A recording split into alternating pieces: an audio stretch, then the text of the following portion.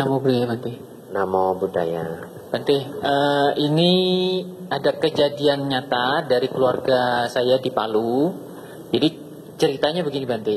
Ada salah satu anggota keluarga yang kerasukan mendiang mamanya.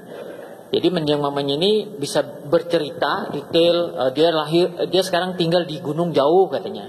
Nah, terus bagaimana keluarganya ini meyakini bahwa itu mendiang mamanya yang datang, karena bisa bercerita detail tentang masa kecil, terus nama kecil yang bahkan orang lain jarang tahu. Terus tahu ada barang di rumah ini, di laci nomor berapa gitu. Tahu Bante. Juga yang merasukin ini bisa cerita, kamu sakit ini lambung, coba dijaga makan ini dan lain sebagainya. Pokoknya betul-betul meyakinkan bahwa itu yang datang, yang merasuki mendiang mamanya Bante. Nah pertanyaan saya adalah, apakah benar itu mendiang mamanya yang sudah lahir di mana begitu? Dan yang kedua, apakah itu lahirnya di alam bawah atau alam yang baik Bante? Demikian, terima kasih Bante. Ya, kalau dari informasi yang disampaikan sih tidak bisa saya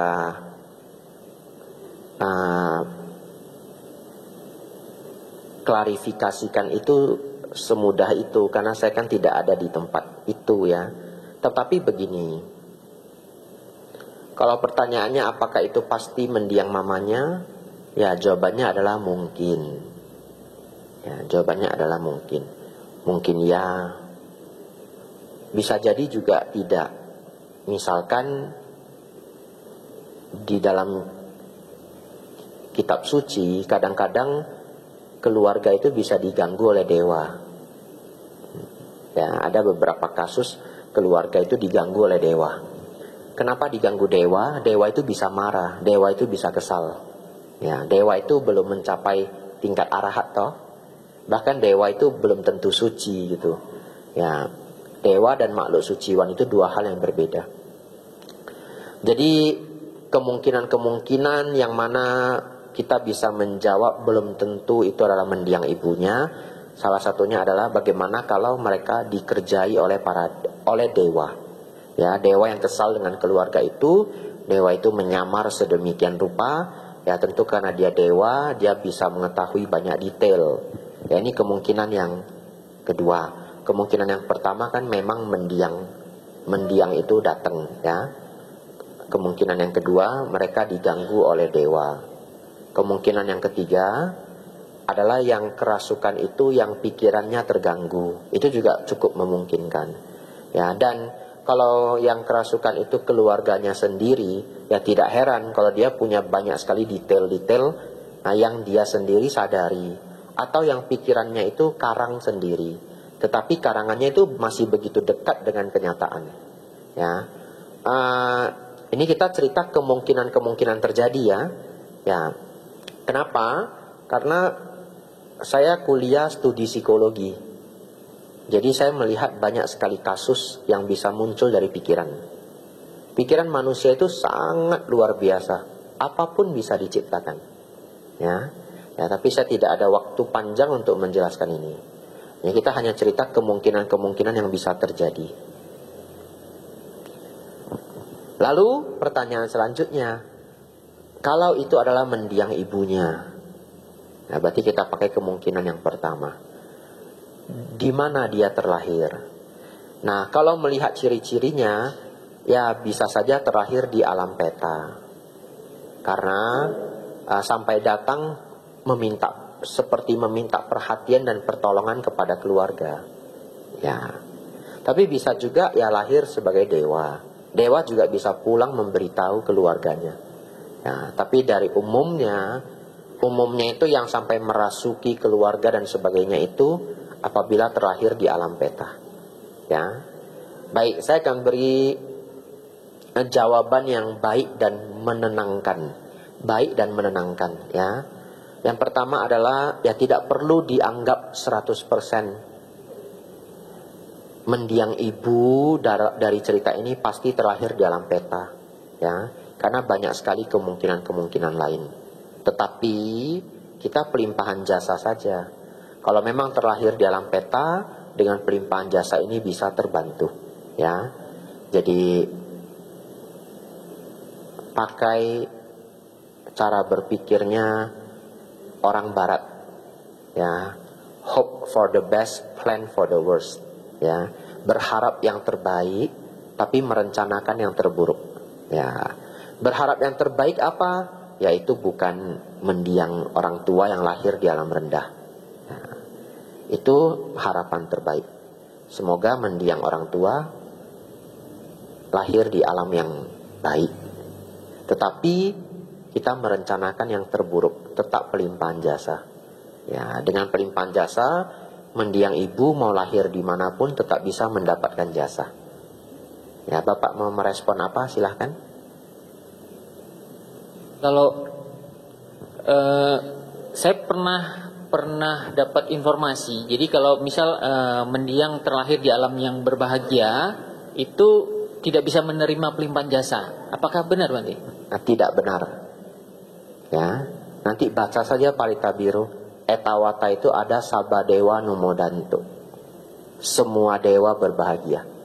Kalau dewa tidak bisa menerima pelimpahan jasa, tidak ada kalimat Sabadewa Numodantu. Ya, dewa bisa menerima pelimpahan jasa. Ya, ya. Baik, terima kasih, Bante. Sama-sama. Pertanyaan terakhir Bapak Ibu. Nah, 2 terakhir silahkan ya. Ya, Ibu dulu biar gantian. Ya. Selamat pagi Bante, Namo Buddhaya. Selamat pagi, Namo Buddhaya. Saya mau tanya mengenai dana, sila, dan samadhi Bante. Dari ketiga hal ini, yang mana yang paling utama untuk kita bisa mencapai tujuan akhir kita nibbana itu Bante? Itu, terima kasih. Baik.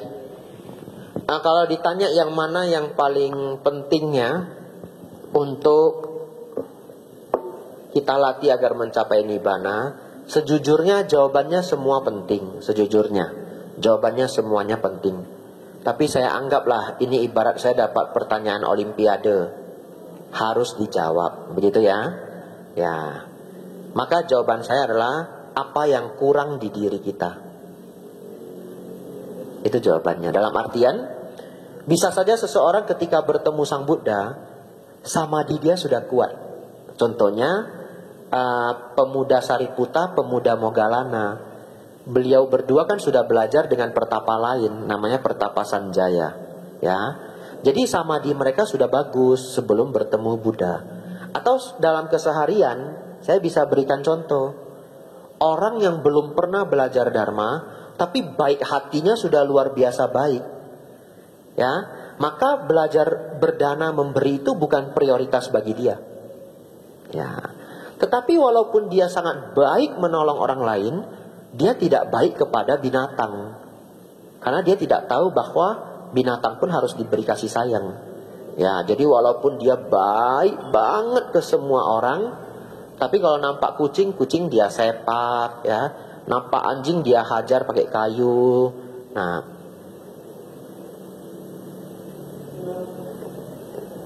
ada yang sakit ya? Ya, pelan-pelan ya.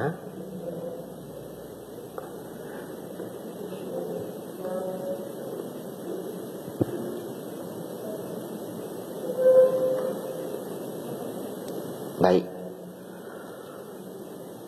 Nah, maka orang ini yang paling penting bagi dia adalah sila. Betul ya? Kita ajari 5 sila karena dana dia sudah bagus. Dana itu artinya pemberian. Dia sudah memang senang membantu, memberi waktu, memberi tenaga, memberi materi ya. Baik. Jadi kalau harus dijawab, jawabannya adalah tergantung individu tersebut. Tetapi kalau mau dijawab secara kebiasaan Sang Buddha, di antara 3 ini apa yang paling penting? Sila.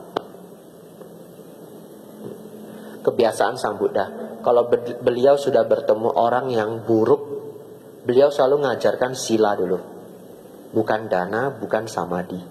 Kenapa? Karena tanpa sila seseorang itu jatuh ke alam rendah. Dia sudah tidak punya harapan nanti untuk berkembang. Ya, dan dia akan sangat menderita. Sedangkan ajaran Buddha itu adalah anti dukkha, supaya tidak menderita. Ya, Sang Buddha pernah mengatakan seluruh ajaran para Buddha adalah mengenai penderitaan dan lenyapnya penderitaan. Berarti Sang Buddha sangat concern terhadap dukkha. Ya, kalau seseorang tidak merawat sila, dia bisa jatuh ke alam rendah. Bahkan ketika masih lahir di alam manusia, dia melakukan kejahatan, dia bisa dibakar hidup-hidup. Betul? Ya, ada orang mencuri di daerah dibakar hidup-hidup loh. Ya. Tapi kalau dia tidak berdana, ya dia mungkin hanya hidupnya kurang makmur, temannya sedikit, ya kira-kira begitu ya. Tapi dia nggak ada musuh, ya dia nggak dipukul orang, dia nggak dianiaya orang. Tapi kalau orang tidak merawat sila, dianiaya. Bagaimana dianiaya, Bante? Masuk penjara. Masuk penjara itu kan teraniaya, ya. Kalau hukum rimba dia bisa dipukul. Kalau di Thailand itu ada pencuri di pasar, pencurinya ditangkap, mereka ikat di tiang, terus dipukul ibu-ibu pakai sapu. Gitu. Kenapa yang mukul ibu-ibu? Supaya nggak mati. Ya, kalau yang mukul bapak-bapak mati. Ya, saya pernah lihat pencuri dipukul, ya dekat rumah saya. Mengerikan sekali loh, sangat mengerikan loh. Yang mukul rame sekali.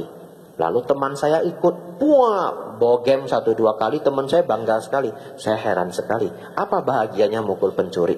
Tapi teman saya bahagia sekali. Ya. Lalu saya lihat sendiri pencuri itu dihantam dengan kursi lipat yang besi itu, ya, dihantam pakai kursi lipat. Sepertinya sulit dia bertahan hidup karena yang mukul sudah terlalu banyak. Itu karena apa? Melanggar sila. Ya, di antara ketiga itu yang terpenting secara urgensi, ya, secara urgensi, kedaruratan adalah sila. Tetapi secara applied itu artinya aplikatif yang ada di lapangan, tergantung individunya butuh apa. Ya, kalau sebagai pemicu pencapaian yang tinggi, barangkali kita berpikir samadhi adalah jawabannya. Ya, karena samadhi yang membawa pada tingkat kesucian ketiga anagami, tingkat kesucian arahat. Nah, setelah kita bahas ternyata semuanya penting. Terima kasih pertanyaannya, Bu. Nah, Bapak silakan. Selamat pagi, Bante. Namo Buddhaya. Nama saya David. Saya mau tanya, apakah betul kalau kita sudah mencapai kesucian Sotapanna itu hanya butuh 7 kali kelahiran kembali di dunia ini, setelah itu mencapai Nibbana? Dan kalau kita lahir itu kan ada peluang melakukan kesalahan lagi dan berbuat baik juga gitu. Terima kasih, Bante. Baik, jawabannya hampir betul. Dalam artian 7 kehidupan itu adalah maksimal. Bisa aja 1 kehidupan, bisa aja 2 dan 3. Tapi selambat-lambatnya 7 kehidupan. Kenapa bisa begitu? Sebenarnya Sotapanna, pencapaian Sotapanna itu bukan gelar. Pencapaian Sotapanna itu adalah standar. Standar apa? Standar pemahaman. Standar pemahaman. Saya kasih contoh ya. Contoh ini tidak 100% tepat, tapi mudah-mudahan membantu. Kalau ada seseorang yang bodoh pergi berjudi, lalu dia berjudi dan berjudi sampai semua harta warisan dia habis. Katakanlah dia dapat harta warisan 4 miliar dari orang tua setelah dibagi-bagi ke anak-anak. Dia dapat 4 miliar. Habis dalam 3 bulan. Sebegitu habis, dia didatangi temannya, memberi pengertian seberapa bahayanya judi, seberapa sulitnya menang judi. Ya, dia dapat pengertian-pengertian itu. Kombinasi dari 2 ini, kebangkrutan yang teramat sangat dan pemahaman bahwa judi itu hampir tidak bisa dimenangkan. Kira-kira begitu ya. membuat dia tersadar bahwa judi itu berbahaya. Di level pemahaman, kira-kira orang ini masih mau berjudi nggak sepanjang hidupnya? Saya pikir sudah tidak mau kalau di level pemahaman. Tapi ada juga orang yang kehilangan uang tapi tidak paham. Ya nanti dia punya uang dia main lagi. Tapi ketika dia sudah paham, paham itu maksudnya apa? Temennya ngasih tahu, coba ya, kamu pikirkan, bandar itu tidak pernah kalah. Karena kamu di posisi ini aja, kamu itu cuma bisa menang kemungkinannya itu 10%. Dia kemungkinan menang 90%. Pakai perhitungan matematika, diberitahu kecurangan-kecurangan bandar, dan bandar itu komplotan. Kamu pikir kamu main sama 4 orang asing? Tidak, itu 3 orang itu semuanya orang bandar. Oh begitu ya? Iya, dia dikasih tahu kita sistemnya. Kalau kita cerita judi online, itu algoritma, itu udah ngunci pakai sistem komputer. Kamu nggak mungkin menang. Pokoknya kita diberi pemahaman betapa bahayanya judi dan betapa banyak kecurangan di dalam judi. Contoh ya dia nggak mau judi lagi di level pemahaman. Ya, seorang sotapana itu memahami hakikat kehidupan di level paham. Beliau benar-benar paham. Seorang sotapana benar-benar paham hukum karma. Kalau orang benar-benar paham hukum karma, Bapak Ibu, mungkin nggak dia mencuri ketika tidak ada yang melihat? Nggak akan. Biarpun nggak ada yang melihat. Kenapa? Karena dia paham kalau dia curi ini betapa bodohnya dia. Dampaknya nanti lebih berat. Betul ya? Nah, tapi ada juga yang mencuri ketika orang tidak nampak. Dia curi Bapak Ibu, tiba-tiba nampak CCTV, dia balikin lagi, minta maaf sama CCTV. Pernah ya lihat rekaman video begitu ya, lucu sekali ya. Nah sekarang CCTV itu udah kayak dewa ya. Ada pencuri terekam ngambil dompetnya orang dari belakang, terus dia noleh CCTV. Nah itu ya. Terus dia begini sama CCTV-nya, minta maaf. Dia jatuhin dompetnya, manggil orangnya, dompetmu jatuh, pergi dia. Ya, tapi kalau orang punya pemahaman dharma yang benar-benar paham, mau nggak dia mencuri walaupun gak ada yang lihat? Nggak mau. Itu betapa bodohnya. Ya, itu resikonya terlalu besar. Ya, jadi seorang sotapana itu paham hukum karma secara sangat baik. Paham bahwa tidak ada ritual dan upacara apapun yang bisa menyucikan diri. Kesucian itu datang dari berkurangnya kemarahan, keserakahan, dan kesombongan. Seorang sotapana itu paham benar bahwa diri yang disebut diri ini sesungguhnya adalah karya dari pikiran yang disertai kebodohan batin. Nah itu gampangnya begitu ya. Kalau dikaji Sakaya Didik itu 1 jam. Ya, tapi dia memahami tidak ada diri di dalam pancakanda. Ya, jadi dia memahami itu semua di dalam tahap pemahaman, memahami 4 kebenaran mulia. Ya, sehingga seorang sotapana itu tidak akan mungkin lagi bisa membunuh manusia. Tapi seorang sotapana bisa melakukan kekeliruan-kekeliruan lain. Tapi membunuh manusia dia tidak sanggup. Ya. Tapi kenapa Bante seorang sotapana masih bisa melakukan kekeliruan lain? Mungkin jawabannya itu adalah karena masih diganggu oleh nafsu. Ya, kadangkala seseorang itu kalah dengan nafsu. Ya, ini pertanyaan terakhir, jadi saya mau kasih contoh yang agak lengkap. Contoh, Bapak Ibu Saudara, anggaplah kita cek ke laboratorium, dapat hasil gula darahnya tinggi, HbA1c tinggi, diabetes. Pertanyaan saya, Bapak Ibu yang duduk di sini semua pasti ngerti toh orang diabetes nggak boleh minum gula, ngerti ya? Nggak boleh makan banyak tepung karbohidrat. Tapi akhirnya makan nggak? Ada yang makan juga. Kalah sama apa? Nafsu. Padahal dia ngerti loh. Dia bukan nggak ngerti loh. Ngerti loh. Kadang dokter aja kalah. Dokter loh dia. Kalah. Ya. Aduh martabak. Aduh. diabetes. Aduh, martabak. Gitu ya. Nah, sedikit lah enggak apa-apa. Aduh, pas sekali rasanya. Sedikit lagi lah. Betul ya? Sedikit, habis Bapak Ibu. Satu loyang itu habis, ya. Itu.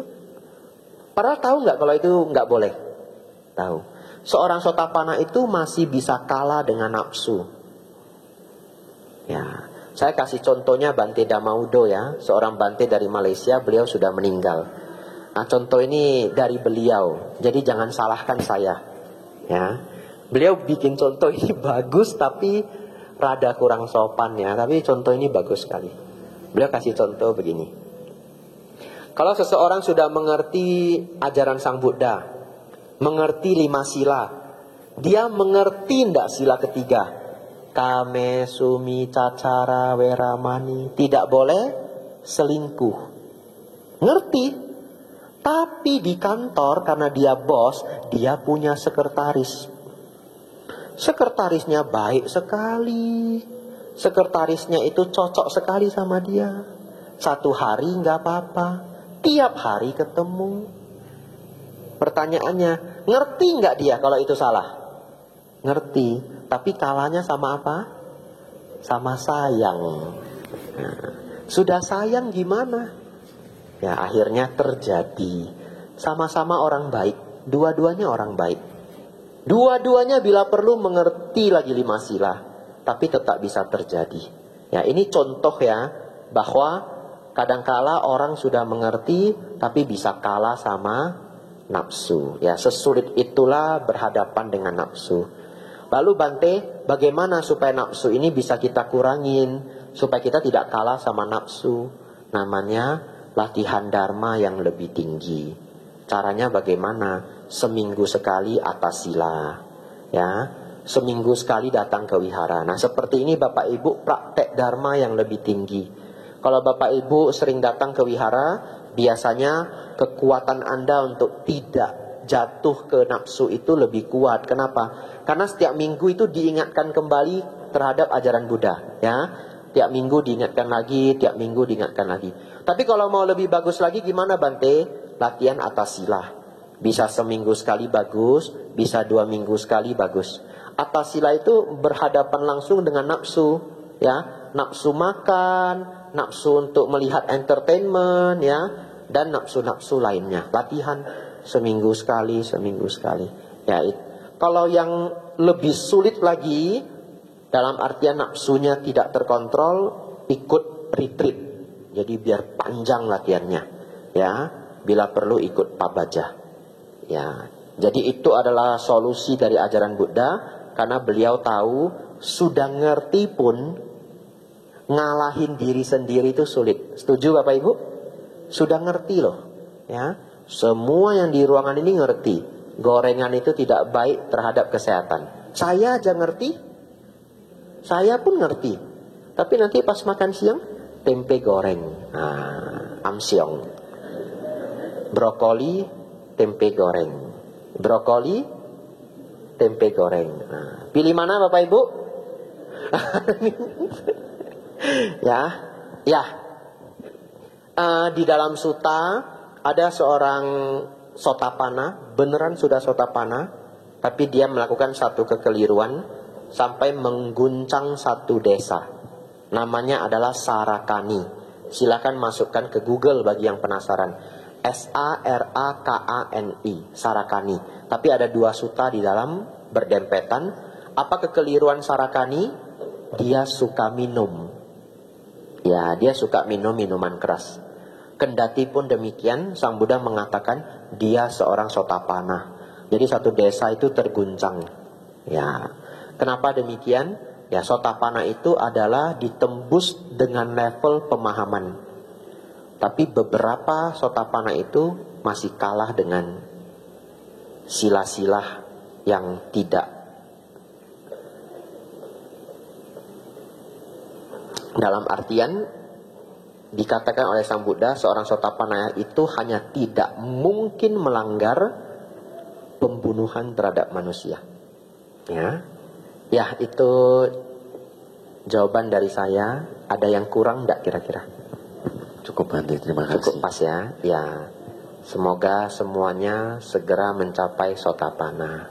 Sadu, sadu, sadu. Sabi sata bawantu sukitata. Semoga semua makhluk hidup berbahagia.